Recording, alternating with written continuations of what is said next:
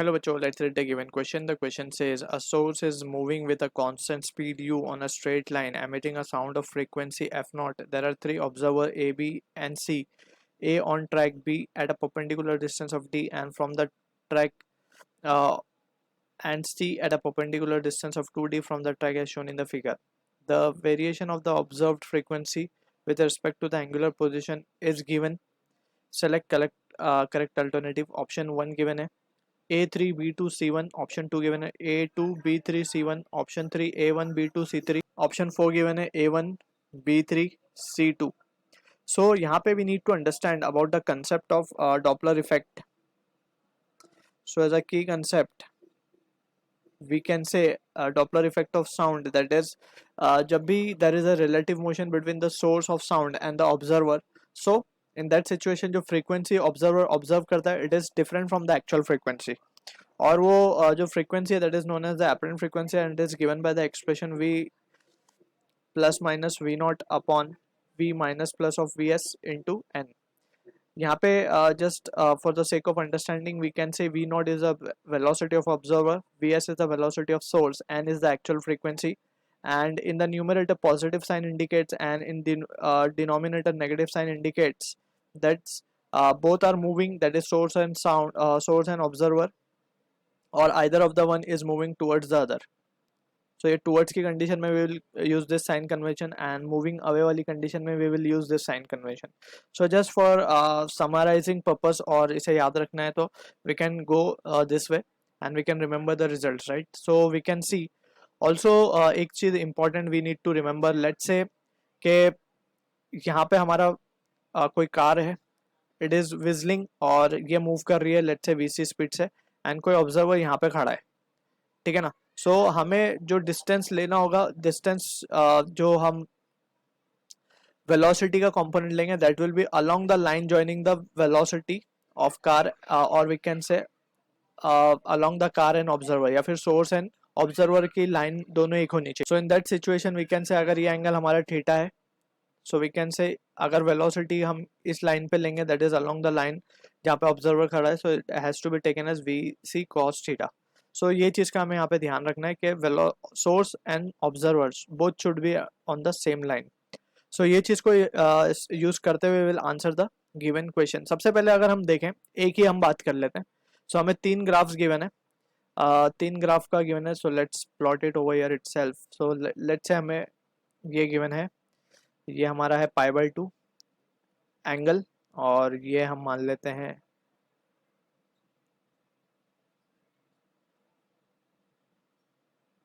ये पाई है. This is the theta that is in radian, angular disposition बोला गया है, और ये है हमारा फ्रीक्वेंसी इन हर्ट्स. अब यहाँ पे वी कैन सी कि जो तीन ऑब्जर्वर हैं हमारे ए बी सी, ठीक है. एक ही अगर हम बात करें फॉर ए, तो हम देखते हैं पहले ए के साथ क्या हो रहा है. फॉर ए को हम देख सकते हैं कि ए जो है वो ऑब्जर्वर की लाइन पे लाई कर रहा है, राइट, या फिर सोर्स की लाइन पे ही लाई कर रहा है. तो हम स्ट्रेट अवे कह सकते हैं कि जब ये ऑब्जर्वर की तरफ सोर्स बढ़ेगा, ठीक है, इन दैट सिचुएशन ए की जो फ्रीक्वेंसी है वो ज़्यादा सुनाई देगी ए को, ठीक है, क्योंकि पास आ रहा है. और वो कब तक ज़्यादा सुनाई देगी, जब तक थीटा 90 डिग्री नहीं हो जाए, till theta equals to 90 degree frequency heard by A is greater than the actual frequency. Actual frequency अगर हम सोर्स की मान लेते हैं एन, तो इन दैट सिचुएशन जो फ्रीक्वेंसी ए हर्ट सुनेगा वो दैट विल बी ग्रेटर. कहाँ तक, टिल 90 डिग्री तक, यानी कि जब एंगुलर पोजीशन उसकी क्या हो, 90 डिग्री हो. So in that situation we can say कि अगर जो हम लेट्स से मैक्सिमम वैल्यू मान लेते हैं, यहाँ पे मैक्सिमम वैल्यू, तो ये ग्राफ कुछ इस तरीके से यहाँ तक जाएगा 90 डिग्री तक. For a we are plotting, right. So अब दूसरी सिचुएशन में अब देखते हैं कि अब जब वो रिसीड कर जाएगा तो रिसीडिंग का केस आ जाएगा for theta greater than 90 degree, right. अब वो दूर जा रहा है. So in that situation we can say कि अब जो फ्रीक्वेंसी सुनाई देगी, apparent frequency will be less than the actual frequency, right. So जो फ्रीक्वेंसी उसको सुनाई दे रही है वो कम है, and in that situation we can say कि कम वाली को हम यहाँ पे शो कर देते हैं, और वो अब कम सुनाई देगी और वो कांस्टेंट होगी क्योंकि सेम लाइन पे लाई कर रहा है, ठीक है. सो ये कुछ इस तरीके से चला जाएगा. तो ये ग्राफ बन रहा है हमारा 1 के लिए। अब हम देख सकते हैं कि ये ग्राफ 1 के लिए हमें गिवन है ऑलरेडी, 1 पे यही ग्राफ गिवन है। So in that scenario we can see कि हमारा जो ऑप्शन 3 या 4 दोनों में से एक करेक्ट होगा। सो हम एक और 1 और 2 ऑप्शन को हम डिस्कार्ड कर सकते हैं। सो अब बात करते हैं for observer B. So for B की हम बात करें, सो वी कैन सी के बी के लिए जो angle it will be subtending, सब कुछ इस तरीके से होगा ये, right. And in that situation we can see ये जो कंपोनेंट होगा वेलोसिटी का along the line joining the source and the observer will be v cos theta, ठीक है। अब यहाँ से वी कैन सी कि अगर हम बात करें फ्रीक्वेंसी की फ्रॉम लेट्स से जब ये 1 पॉइंट से 2 पॉइंट तक पहुंचेगी source, so in that situation we can say कि this will be the case of approach, right. और जब 2 से आगे की तरफ जाएगी so that will be the case of receding.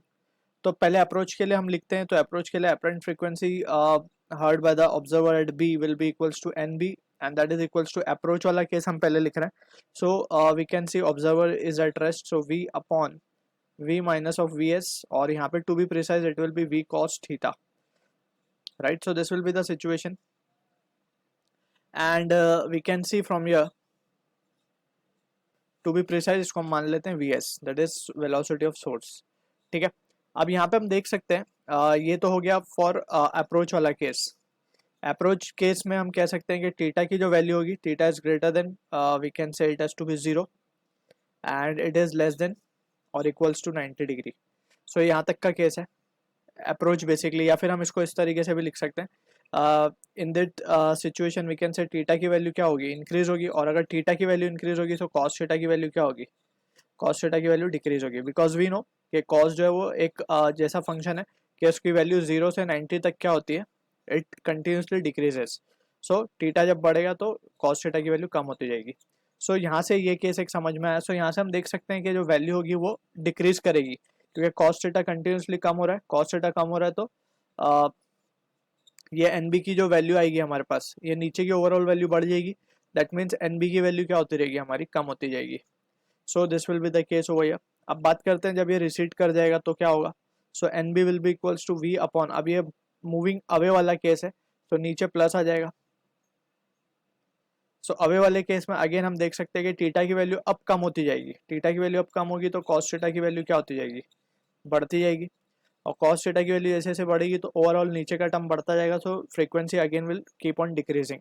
सो ये कुछ इस तरीके का ग्राफ होगा हमारे पास। It will be something like this के 0 से π/2 तक इट विल बी ड्रॉपिंग, कुछ इस तरीके से ड्रॉप करेगा, कॉस का फंक्शन है, राइट। या फिर हम इसको मान लें कि ये कुछ बीच में कहीं इंटरमीडिएट वैल्यू आएगी इसकी,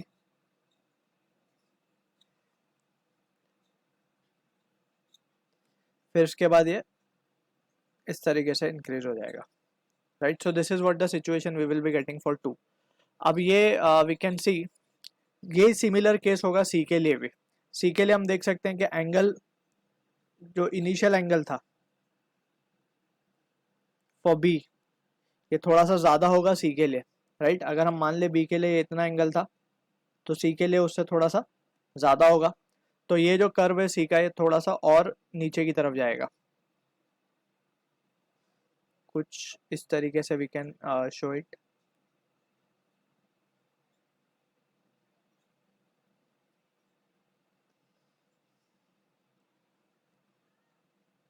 इस तरीके से ये ग्राफ जाएगा थर्ड के लिए, ये हो गया 2 के लिए, ये हो गया 1 के लिए। सो यहाँ पे हम देख सकते हैं तो ए जो रिप्रेजेंट कर रहा है वो दैट इज 1 जो हमने डिस्कस कर लिया, बी जो रिप्रेजेंट कर रहा है वो 2 कर रहा है, सी जो है वो 3 को करेगा। सो ऑप्शन जो होगा हमारा third is the correct answer to the question. I hope you understood the solution. All the best.